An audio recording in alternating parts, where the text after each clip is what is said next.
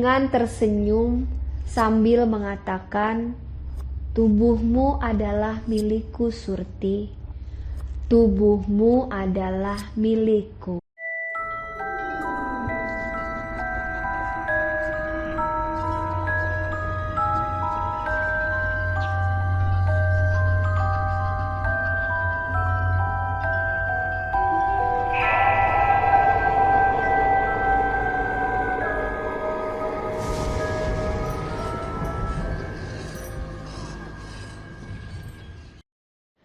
Assalamualaikum warahmatullahi wabarakatuh. Selamat malam buat teman-teman semuanya. Terima kasih banyak buat teman-teman yang sudah mengklik video saya. Semoga teman-teman semuanya dalam keadaan sehat dan selalu dalam lindungan Allah Subhanahu wa Ta'ala. Saya juga ingin mengucapkan terima kasih banyak buat teman-teman yang sudah mensupport channel saya. Semoga kebaikan teman-teman semuanya dibalas oleh Allah Subhanahu wa Ta'ala.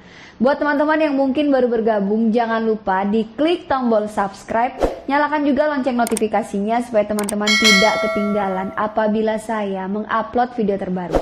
Jangan lupa di like, di komen, dan jangan lupa dibagikan ke media sosial teman-teman yang lainnya. Pada malam hari ini saya akan kembali menceritakan sebuah kisah yang saya dapat dari salah satu teman subscriber saya. Jadi kisah ini dikirimkan oleh Mbak Dewi yang berada di Jawa Tengah. Buat teman-teman yang penasaran dengan kisah apa yang akan saya sampaikan pada malam hari ini, tonton video saya sampai selesai.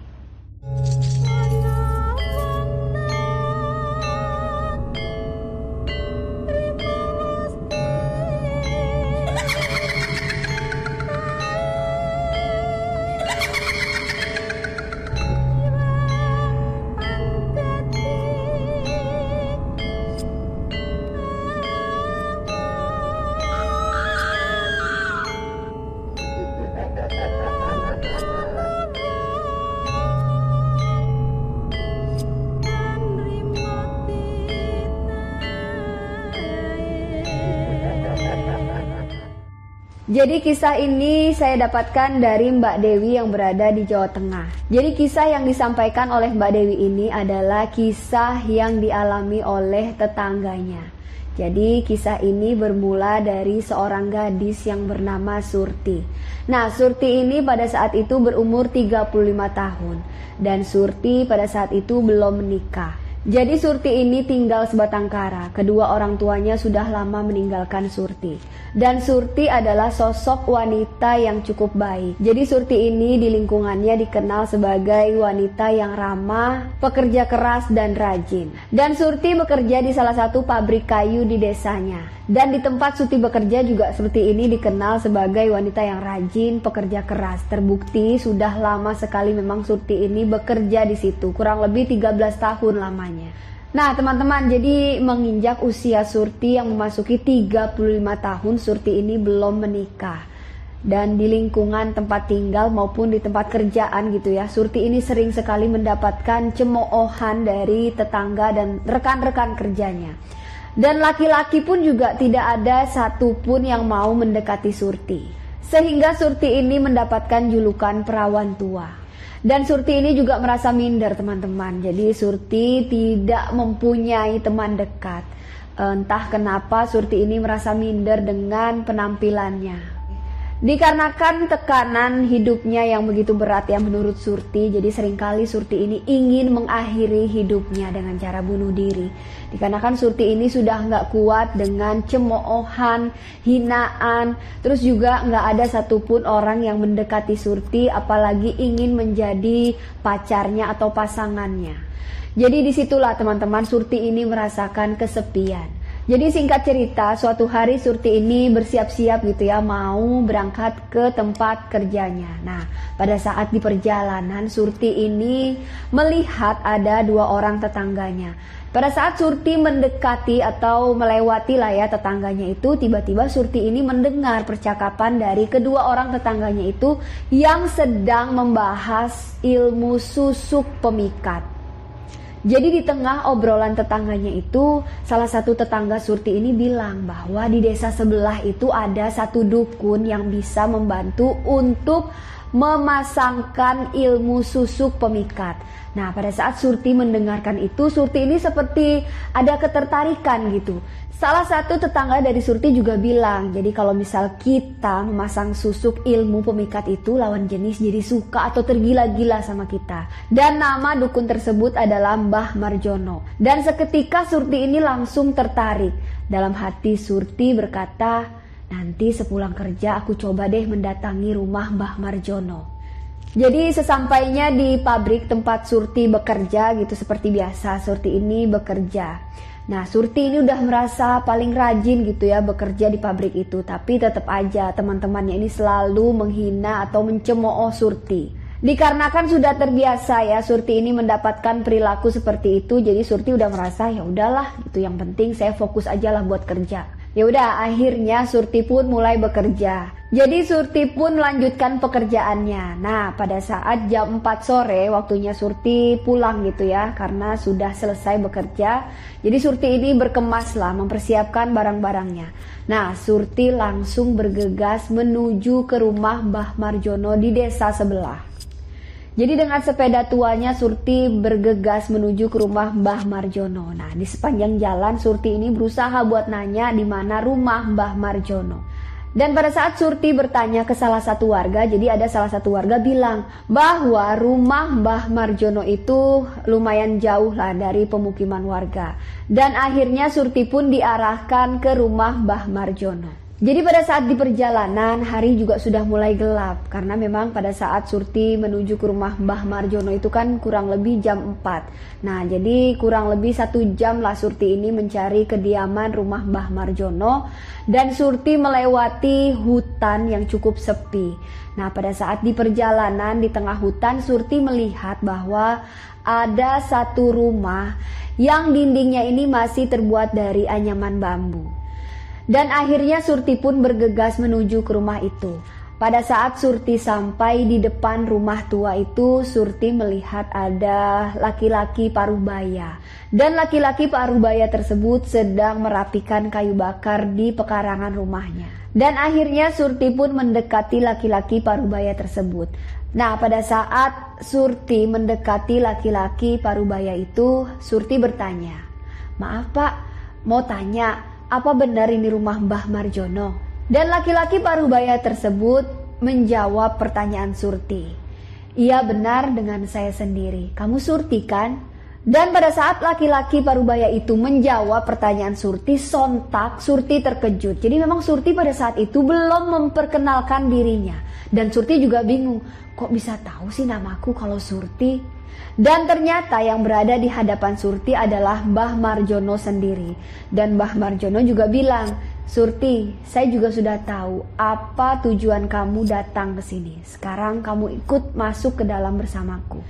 Nah, jadi Surti pun diajak masuk ke rumah Mbah Marjono ini. Jadi setelah masuk, Surti dipersilakan duduk di ruang tamunya Mbah Marjono. Terus Mbah Marjono bilang sama Surti, "Jadi kamu yakin buat masang susuk pemikat? Dan apakah kamu siap dan bersedia menerima segala konsekuensinya?" Dan seketika Surti pun langsung menjawab, "Iya Mbah, saya bersedia dan siap." Dan Mbah Marjono pun bilang, "Ya udah, kalau kamu siap, sekarang kamu ikutin saya." Jadi setelah melakukan persetujuan itu, Mbah Marjono mengajak Surti ke dalam suatu ruangan ya, ruangan yang gelap. Dan di dalam ruangan itu terdapat banyak benda-benda mistis gitu, seperti patung, ada keris dan lain-lain. Dan pada saat di dalam ruangan yang gelap itu, jadi Surti ini merasa ketakutan. Tapi dibuang jauh-jauh lah ketakutannya. Dan Surti juga sudah bulat tekadnya untuk memasang susuk pemikat itu. Jadi sebelum melakukan ritual pemasangan susuk, Mbah Marjono ini kembali meyakinkan Surti dan bertanya, "Surti, apakah kamu sudah siap dan yakin?" Jadi Surti mendengarkan pertanyaan itu langsung semangat dan menjawab, "Yakin Mbah, saya yakin sekali." Dan Mbah Marjono kembali menjelaskan ada beberapa syarat-syarat yang akan dilakukan oleh Surti untuk menjalankan atau melakukan ritual pemasangan susuk pemikat tersebut. Dan Surti kembali bertanya, "Emang apa aja Mbah syarat-syaratnya? Apakah saya harus memberikan uang?" Mbah Marjono kembali menjawab, Surti, kamu tidak perlu memikirkan uang di sini. Dan kamu juga tidak perlu memberikan uang kepada saya. Namun kamu harus melakukan beberapa ritual untuk melakukan pemasangan susuk pemikat ini. Dan pada saat itu Surti ini semakin bingung gitu ya. Karena yang Surti tahu kalau misal dia ke dukun atau ke orang pintar, untuk membayar jasanya itu Surti harus mengeluarkan uang. Dan Surti kembali bertanya, jadi apa saja Mbah ritual yang akan saya lakukan? Dan Mbah Marjono kembali menjawab, kamu harus setuju dan siap apapun yang saya perintahkan dan saya lakukan. Kamu akan saya mandikan dengan kembang 7 rupa. Dan setelah itu saya akan memanggil jin untuk pemasangan susuk dengan cara bersetubuh dengan kamu. Nah, mendengar perkataan dari Mbah Marjono tadi, jadi dalam hati sebenarnya Surti ini sempat ragu. Tapi kembali semua keraguan ini ditepis oleh Surti. Dan Surti pun akhirnya mantap dan mengiyakan semua persyaratan yang diutarakan oleh Mbah Marjono. Jadi singkat cerita, akhirnya semua ritual telah dilakukanlah oleh Surti ini. Dan pada saat Surti selesai melakukan ritual tersebut, jadi Mbah Marjono ini memberikan sebuah botol yang berisi minyak. Dan Mbah Marjono juga menjelaskan gitu ya cara pakai untuk minyak tersebut. Dan Mbah Marjono juga menjelaskan beberapa pantangan yang harus dilakukan oleh Surti. Jadi minyak ini kamu gunakan setelah kamu selesai mandi dan dioleskan di bagian wajah kamu di beberapa titik. Dan Mbah Marjono juga bilang bahwa Surti ini dilarang untuk makan segala jenis daging-dagingan. Dan Surti juga dilarang untuk beribadah sesuai dengan keyakinan Surti. Dan Surti pun menyetujui semua perkataan dari Mbah Marjono. Jadi setelah itu Surti ini langsung bergegas untuk pulang. Jadi keesokan harinya gitu ya, setelah Surti ini melakukan ritual untuk pemasangan susuk pemikat, Surti ini merasa bahwa dirinya ini berbeda dari sebelumnya. Surti merasa lebih percaya diri dan merasa lebih cantik dari hari sebelumnya. Nah, jadi pada saat Surti ini berjalan gitu ya menuju ke pabrik kayu tempat Surti bekerja, jadi semua lelaki yang melihat Surti ini langsung mengalihkan pandangannya ke arah Surti. Hal yang belum pernah sekalipun Surti rasakan sebelumnya. Dan pada saat itu juga Surti merasa gak percaya gitu. Apa benar ini susuk sudah bekerja?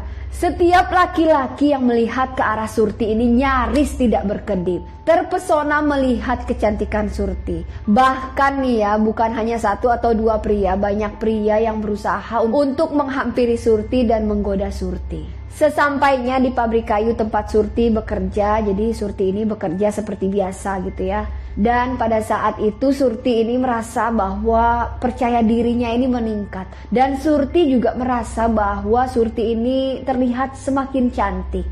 Jadi Surti ini merasa bahwa semua lelaki gitu yang melihat Surti seperti berbeda pandangan matanya. Seolah-olah lelaki tersebut melihat ada seorang bidadari yang jatuh dari langit. Jadi seakan-akan laki-laki yang melihat Surti hari itu lupa bahwa Surti yang sebelumnya. Surti yang terlihat jelek, kulitnya tidak terurus, dan wajahnya juga yang tidak terlihat cantik. Dan sebaliknya sekarang semua lelaki yang melihat Surti ini seperti melihat gadis yang baru berusia 19 tahun. Nah, jadi salah satunya ini adalah Agus. Agus adalah salah seorang karyawan yang bekerja di tempat Surti bekerja di pabrik kayu tersebut. Jadi pada saat itu Agus ini menghampiri Surti dan bertanya, "Surti, kamu kok hari ini kelihatan lebih cantik sih?" Seolah-olah Agus ini lupa bahwa Surti yang sebelumnya. Dan Surti menjawab, "Iya, aku baru mulai belajar dandan nih, dan aku juga baru mulai merawat diri lah." Singkat cerita, pada saat itu siang hari, jadi Surti ini ingin makan siang di kantin. Nah, jadi pada saat Surti ini berjalan menuju ke kantin, tiba-tiba Surti bertemu dengan Pak Anggoro. Jadi Pak Anggoro ini adalah salah satu pemilik pabrik kayu tempat Surti bekerja. Pada saat Surti ini bertemu sama Pak Anggoro gitu ya, Pak Anggoro ini bilang sama Surti, Surti, kamu jangan terlalu capek ya bekerja. Nanti kalau kamu sakit nggak ada lagi karyawan cantik seperti kamu. Sontak Surti ini kaget gitu mendengar perkataan dari Pak Anggoro ini. Karena sebelumnya sikap Pak Anggoro kepada Surti ini nggak kayak gitu. Jadi cenderung Surti ini sering kali diomeli atau ditegur lah gitu ya sama Pak Anggoro. 2 atau 3 hari setelah kejadian Surti ini bertemu sama Pak Anggoro, Surti merasa bahwa sikap Pak Anggoro ini berubah. Dan Surti merasa bahwa susuk pemikat yang digunakan oleh Surti ini sudah berjalan, sudah bekerja. Dan sepertinya memang Pak Anggoro lah orang yang terpikat oleh Surti. Jadi pada suatu hari Surti ini sudah bersiap-siap mau pulang. Tiba-tiba Surti dikagetkan oleh Pak Anggoro yang sudah berada di belakang Surti dan berkata, kamu setelah pulang ada acara nggak? Sontak Surti kaget ya, tiba-tiba Pak Anggoro sudah berada di belakang Surti. Jadi Surti bilang, loh Pak, sejak kapan ada di belakang saya? Oh enggak kok, baru tadi. Saya mau ngajak kamu pergi nih Surti, kamu ada acara nggak? Nggak ada Pak, saya setelah pulang kerja biasanya sih langsung pulang ke rumah, nggak kemana-mana. Nah ya udah, kebetulan kamu ikut saya ya. Jadi setelah sholat maghrib saya ada janji nih ketemu salah satu vendor untuk membicarakan satu proyek lah buat perusahaan kita. Dan pada saat itu perasaan Surti ini berbunga-bunga dikarenakan memang baru pertama kali seumur hidupnya diajakin oleh laki-laki untuk pergi. Ya walaupun memang ya perginya itu untuk sekedar makan malam dengan salah satu vendor dari Pak Anggoro. Dan Surti juga tahu bahwa latar belakang dari Pak Anggoro ini sudah memiliki istri dan 2 orang anak. Tapi Surti di sini bilang sama Pak Anggoro, tapi Pak, saya boleh izin pulang dulu nggak ke rumah sebentar karena saya mau bersih-bersih dulu Pak, nggak enak lah habis kerja masa iya langsung pergi. Dan akhirnya Pak Anggoro pun menyetujui permintaan Surti. Jadi pada saat itu Surti ini langsung diantarkan pulang sama Pak Anggoro. Dan Pak Anggoro nunggu Surti untuk bersih-bersih, mandi gitu ya. Surti ganti baju, beres-beres. Setelah Surti ini mandi dan beres-beres, akhirnya mereka berdua pun pergi ke tempat di mana Pak Anggoro ini janjian untuk makan malam. Jadi Pak Anggoro ini janjian sama vendornya ini di salah satu rumah makan. Dan pada saat sampai di rumah makan tersebut, ternyata salah satu vendor dari Pak Anggoro ini adalah teman dekat dari istri Pak Anggoro yang bernama Sri. Pada saat itu Pak Anggoro juga agak sedikit kaget gitu ya, kenapa Sri bisa ada di sini. Dan ternyata Sri ini adalah vendor yang akan makan malam bersama Pak Anggoro dan Surti. Jadi mereka pun memulai obrolan untuk membahas suatu proyek yang akan dikerjakan oleh perusahaan Pak Anggoro. Nah, di sana selain Sri juga ada Andre.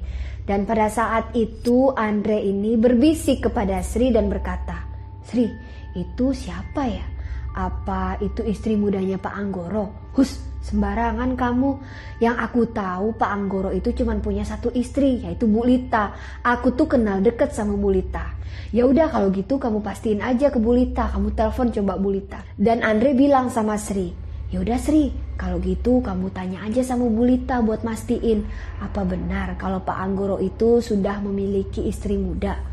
Yaudah, nanti selesai kita meeting, saya telepon Bu Lita deh buat nanya. Nah, melihat mereka berdua ini ya, Sri sama Andre ini asik gitu ya berbisik, Pak Anggoro pun langsung menegur Sri dan Andre. Kalian berdua tuh lagi ngomongin apa sih? Jelas-jelas kita tuh lagi diskusi buat ngomongin proyek yang kita lakukan. Mendengar perkataan Pak Anggoro, Sri sama Andre ini langsung terdiam dan berusaha buat mengalihkan pembicaraan lah. Di tengah diskusi bersama Sri dan Andre, Pak Anggoro bilang, bagaimana kalau kita pesen makanan dulu deh, biar lebih santai gitu diskusinya. Sri, Andre, dan Surti pun langsung mengiyakan perkataan dari Pak Anggoro. Pak Anggoro, Surti, Sri, dan Andre ini memesan berbagai jenis makanan. Dan pada saat itu Surti ini memesan makanan yang berjenis daging-dagingan. Jadi Surti ini lupa bahwa Surti punya pantangan yang telah disetujui, dan pada saat itu Mbah Marjono mengatakan Surti dilarang makan segala jenis daging-dagingan. Dan pada saat makanan itu datang, Surti pun menyantap makanan itu dengan lahap. Jadi setelah makanannya habis, barulah Surti ini tersadar. Ya ampun, aku kan gak boleh makan daging-dagingan. Aduh, gimana ya? Dalam hati kecil Surti langsung berkata, ya udahlah gak apa-apa, orang udah terlanjur ya pasti gak mungkin terjadi apa-apalah. Dan seketika pada saat itu juga Surti merasakan perutnya ini mual, kepalanya berat dan badannya panas. Dan Surti ini terlihat sangat pucat. Pada saat melihat Surti yang seperti itu, jadi Pak Anggoro ini sedikit khawatir dengan keadaan Surti dan bertanya sama Surti, Surti, kamu gak kenapa-napa kan? Kok tiba-tiba muka kamu langsung berubah pucat gitu sih? Dan Surti berusaha menjawab pertanyaan dari Pak Anggoro. Iya Pak, aku gak apa-apa kok Pak. Dan pada saat itu juga Surti ini langsung berlari ke kamar mandi terbirit-birit. Karena memang sudah gak kuat, dan akhirnya pada saat di kamar mandi Surti ini muntah. Surti memuntahkan semua makanan yang ia makan tadi. Dan pada saat itu Surti ini merasakan ada hal yang benar-benar aneh ya. Jadi setelah Surti ini muntah, Surti melihat ke arah kaca. Dan pada saat yang bersamaan Surti melihat tepat di belakangnya itu ada sosok nenek-nenek tua. Dan pada saat itu nenek tua tersebut tertawa melihat ke arah Surti. Surti pun berteriak sekencang-kencangnya. Dan Surti akhirnya terjatuh hingga tak sadarkan diri. Mendengar teriakan Surti, akhirnya Pak Anggoro, Sri dan Andre ini berlari mencari sumber suara tersebut. Dan pada saat Pak Anggoro, Sri dan Andre ini menuju ke kamar mandi dan melihat bahwa Surti ini sudah terjatuh dan tak sadarkan diri. Dan akhirnya Surti pun dibawa oleh Pak Anggoro, Sri dan Andre ke klinik terdekat. Dan pada saat sampai di klinik tersebut, dokter langsung memeriksa keadaan si Surti ini. Jadi dokter bilang sama Pak Anggoro, ini sepertinya Bu Surti kecapean aja sih Pak, nggak ada hal yang serius. Jadi nanti setelah Bu Surti ini siuman atau sadar, sudah bisa kok diajak pulang. Nah, jadi setelah Surti ini sadar ya, Pak Anggoro langsung mengantarkan Surti ini ke rumah Surti. Nah, jadi karena Surti ini tinggal sendirian, gak ada orang tua, Pak Anggoro ini menawarkan diri sama Surti. Surti, kalau misal saya tinggal di sini untuk beberapa hari gak apa-apa, buat jagain kamu. Surti kaget dan bilang, jangan deh Pak, saya gak enak nanti sama istri Bapak. Bagaimana nanti tanggapan istri Bapak? Gak apa-apa, udah kamu tenang aja. Istri saya itu urusan saya, kamu gak usah pikirin. Yang penting kamu sehat dulu. Karena saya kepikiran nanti kalau misal saya tinggal kamu di rumah sendirian, nanti siapa yang bakal ngurusin kamu? Dengan terpaksa jadi Surti ini mengiyakanlah keinginan dari Pak Anggoro ini untuk merawat Surti dalam beberapa hari ke depan. Pada malam itu Surti ini merasa terganggu karena Surti kepikiran dan teringat dengan nenek-nenek yang bertemu atau menampakkan dirinya di kamar mandi. Pada saat Surti berusaha buat tidur untuk memejamkan matanya gitu ya, Surti ini mendengar suara telapak kaki yang berjalan mendekati kamarnya. Dan Surti pada saat itu berpikiran bahwa Pak Anggoro yang berjalan mendekati kamarnya. Karena memang pada saat itu Pak Anggoro ini tidur di ruang tamunya Surti, sedangkan Surti tidur di kamar. Dan akhirnya Surti ini penasaran ingin tahu siapa yang berjalan mendekati kamarnya. Dan pada saat Surti membuka pintu kamarnya untuk memastikan siapa yang berada di luar kamar, Surti tidak menemukan satu orang pun yang berada di sana. Dan pada saat itu Surti langsung melihat ke arah ruang tamu dan melihat Pak Anggoro sedang pulas tertidur. Jadi Surti ini sudah mulai merasa ketakutan dan akhirnya Surti ini bergegaslah menutup pintu kamarnya dan Surti berusaha untuk memejamkan matanya. Dengan harapan Surti ini tidak melihat lagi lah gangguan-gangguan yang berusaha untuk mendekatinya. Pada saat Surti ini berusaha untuk memejamkan matanya ya. Jadi pada saat yang bersamaan Surti mendengar ada suara perempuan, suara rintihan yang memanggil-manggil nama Surti. Surti, Surti, Surti. Surti yang pada saat itu berusaha untuk memejamkan matanya dan mendengar suara rintihan yang memanggil-manggil nama Surti.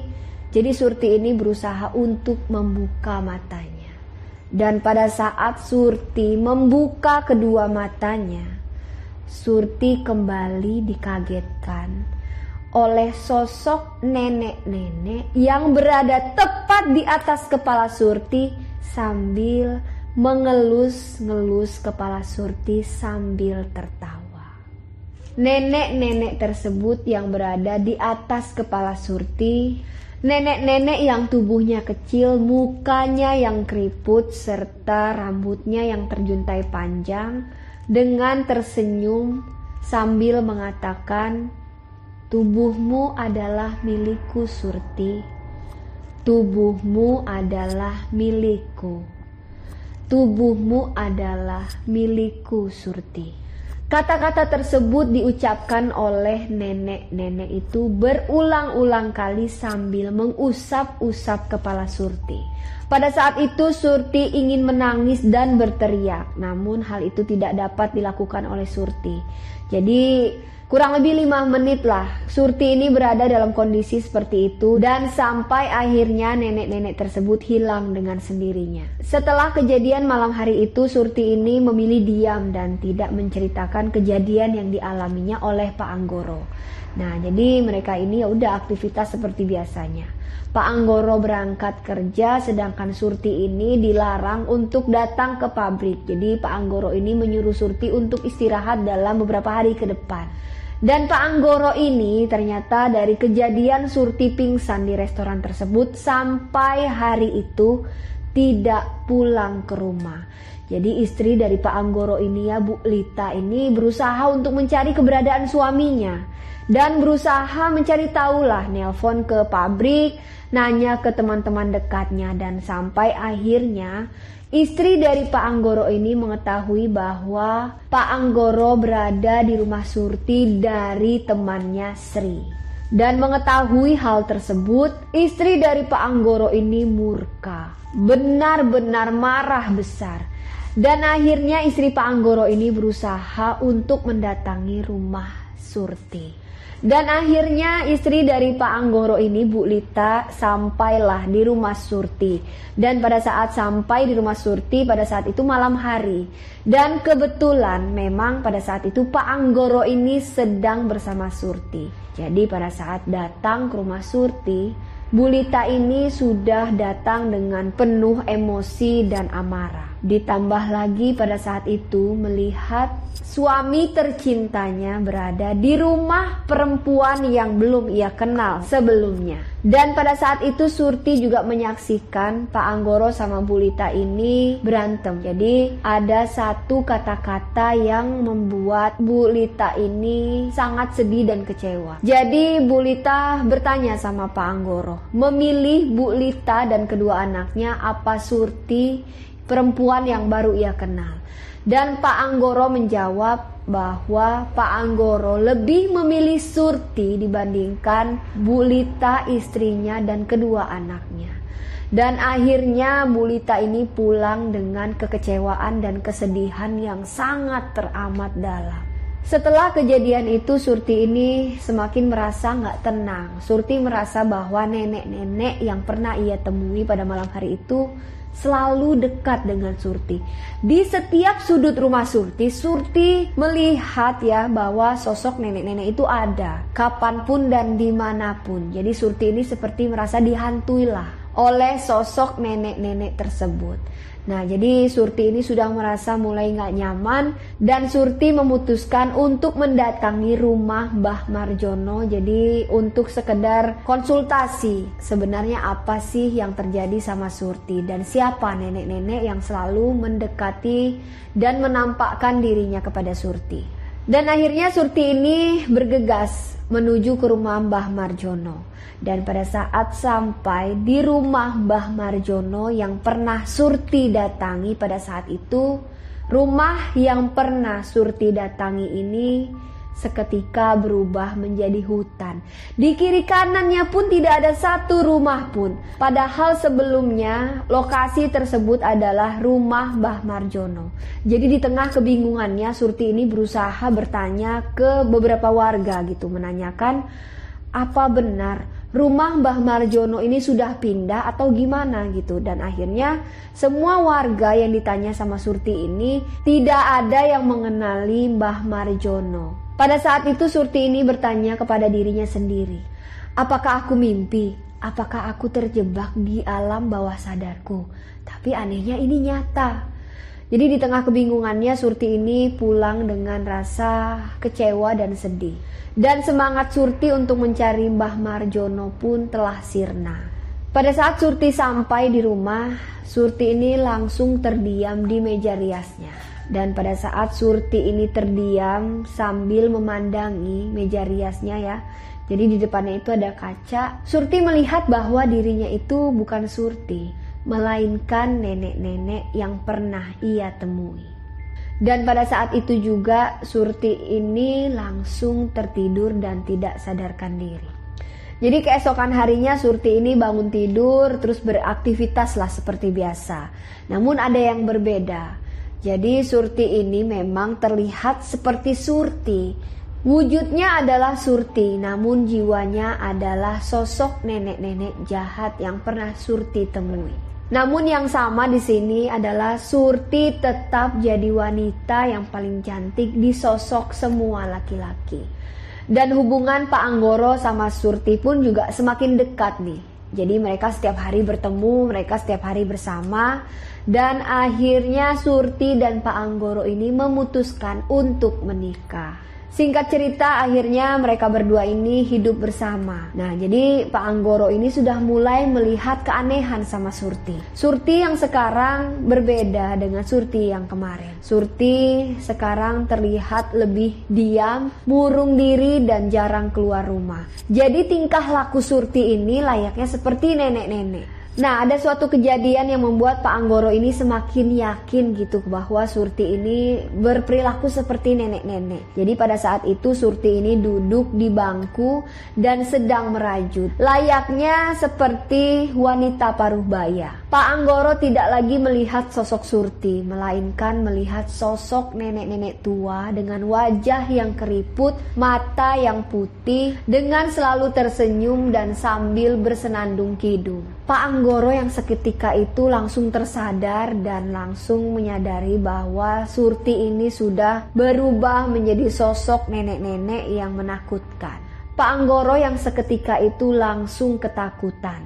Dia tersadar bahwa Surti ini bukan lagi wanita yang cantik lagi, melainkan sosok nenek-nenek tua yang menyeramkan. Jadi Pak Anggoro setelah melihat itu pergi dari rumah Surti dan pada saat Surti sedang tertidur pulas pada malam hari. Jadi semuanya sudah dipersiapkanlah oleh Pak Anggoro. Dan pada malam hari itu Pak Anggoro ini berusaha gitu pelan-pelan mengendap-endap ingin keluar rumah.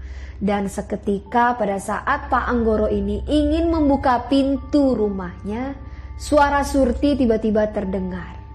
Mas, mau kemana? Pak Anggoro yang mendengar suara Surti langsung terdiam dan kaget. Dan pada saat Pak Anggoro melihat ke belakang, ada Surti di belakang. Mau kemana mas? Kamu sudah tidak bisa kemana-mana. Sekarang kamu sudah jadi milikku. Sambil tertawa Surti berkata seperti itu. Dan mendengar perkataan Surti yang seperti itu, tiba-tiba aja sontak Pak Anggoro ini berkata, "Gila, kamu bukan Surti yang aku kenal. Kamu wanita tua yang jelek." Jadi pada saat Pak Anggoro berkata seperti itu, tiba-tiba sosok Surti ini berubah menjadi sosok nenek-nenek yang sangat menyeramkan. Pada saat itu Pak Anggoro ini lari terbirit-birit dikarenakan memang ketakutan. Ada rasa penyesalan dan ada rasa kekesalan. Nah, jadi Pak Anggoro ini berusaha lari ya. Dan Pak Anggoro selalu diikuti oleh sosok Surti yang sudah berubah menjadi nenek-nenek tersebut. Di mana-mana ada sosok tersebut dan selalu memanggil-manggil nama Pak Anggoro ini. Dan tanpa Pak Anggoro sadari bahwa Pak Anggoro ini sudah tepat berada di depan jurang. Dan akhirnya Pak Anggoro ini jatuh ke dalam jurang dan meninggal dunia. Dan jasad Pak Anggoro pun langsung ditemukan oleh warga nggak terlalu jauh lah dari rumah Surti ini. Nah, jadi warga langsung mengambil kesimpulan bahwa yang membunuh Pak Anggoro ini adalah Surti. Dengan ditemukannya surat yang dituliskan oleh Pak Anggoro ini sebelum Pak Anggoro pergi meninggalkan rumah Surti. Jadi mungkin itulah yang namanya firasa kalau misal mau meninggal gitu ya. Nah, jadi Pak Anggoro ini menuliskan semua dan sedetail-detailnya dari pertama kali bertemu dengan Surti, terus Pak Anggoro menikahi Surti, dan kejadian aneh yang Pak Anggoro rasakan pada saat setelah menikah dengan si Surti. Dan warga yang membaca surat yang dituliskan oleh almarhum Pak Anggoro ini berkesimpulan bahwa Surti ini telah menggunakan ilmu hitam, yaitu ilmu pemikat laki-laki. Jadi setelah jasad Pak Anggoro ini dimakamkan ya, seluruh warga yang berada di sana langsung berembuk dan memutuskan untuk mendatangi rumah Surti ini secara beramai-ramai. Jadi niatnya warga ini menemui Surti. Dan kalau misal Surti ini melakukan perlawanan, rumah Surti bakal dibakar oleh warga tersebut dan Surti ini bakal dibunuh hidup-hidup. Dan semua itu pun terjadi. Jadi semua warga yang tadinya berembuk itu untuk mendatangi rumah Surti, dan akhirnya seluruh warga itu datang menemui, dan seluruh warga tersebut datang berkumpul di depan rumah Surti. Dan ada warga yang kesal langsung melempari rumah Surti ini dengan batu, menyoraki Surti dan segala macam lah ya yang dilakukan oleh warga ini untuk menyuruh Surti ini keluar. Namun setelah beberapa hal yang dilakukan oleh warga-warga yang mendatangi rumah Surti ini, si Surti ini tidak kunjung keluar rumah. Dan akhirnya warga berinisiatif untuk mendobrak pintu rumah Surti. Dan pada saat pintu rumah Surti ini didobrak, dan pada saat pintu itu terbuka, sosok Surti sedang menangis duduk di kursinya sambil bersenandung kidung Jawa. Jadi pada saat warga yang melihat Surti ini duduk di kursinya sambil bersenandung kidung Jawa, tidak ada satu warga pun yang merasa kasihan atau iba gitu ya. Nah, jadi semua warga ini langsung bersorak mengatakan bakar, bakar, bakar. Dan akhirnya Surti yang tidak berdaya ini ya, dikarenakan memang sosok Surti ini sudah berubah menjadi nenek-nenek tua. Akhirnya rumah Surti ini pun dibakar dan Surti meninggal dunia dalam keadaan yang sangat mengenaskan. Jadi pesan yang saya dapat dari kisah ini adalah kita harus bersyukur apapun yang diberikan oleh Tuhan sama kita. Apapun itu. Jadi memang semua yang sempurna itu hanya milik Tuhan, Allah Subhanahu wa ta'ala. Tugas kita sebagai manusia merawat apa yang telah diberikan oleh Tuhan kepada kita dan mensyukurinya. Jodoh, maut, rezeki juga sudah diatur oleh Sang Maha Pencipta. Dengan kita bersabar, insya Allah akan diberikan oleh Allah pada waktu yang tepat. Jadi buat teman-teman semuanya yang mendengarkan kisah ini, semoga teman-teman semuanya dapat mengambil hikmah dan pelajaran dari kisah yang saya ceritakan barusan. Buat Mbak Dewi, saya mengucapkan terima kasih banyak sudah membagikan kisah ini kepada saya dan mengizinkan saya untuk menceritakan kembali di channel YouTube saya. Buat teman-teman yang memiliki kisah atau pengalaman misteri yang ingin dibagikan di channel YouTube saya, boleh teman-teman DM ke Instagram saya. Instagramnya saya sematkan di atas. Nah, buat teman-teman yang ingin bergabung dengan segmen silaturahmi, boleh teman-teman DM juga ke Instagram saya. Jadi nanti saya bersama tim akan mendatangi teman-teman semua dan teman-teman bercerita secara langsung untuk menceritakan pengalaman misteri yang teman-teman alami. Buat teman-teman semuanya yang baru bergabung, jangan lupa diklik tombol subscribe, nyalakan juga lonceng notifikasinya supaya teman-teman tidak ketinggalan apabila saya mengupload video terbaru. Jangan lupa di like, di komen, dan jangan lupa dibagikan ke media sosial teman-teman yang lainnya. Jangan lupa juga di follow Instagram saya Rahayu_Fajri. Jadi nanti saya akan membagikan kisah-kisah yang akan saya sampaikan di channel YouTube saya. Di follow juga TikTok saya Rahayu_Fajri. Jadi nanti di sana juga akan saya bagikan cerita-cerita saya yang akan saya upload di channel YouTube saya. Saya mohon maaf apabila terdapat kekurangan di video saya kali ini. Saya Rahayu Fajri pamit undur diri. Wassalamualaikum warahmatullahi wabarakatuh.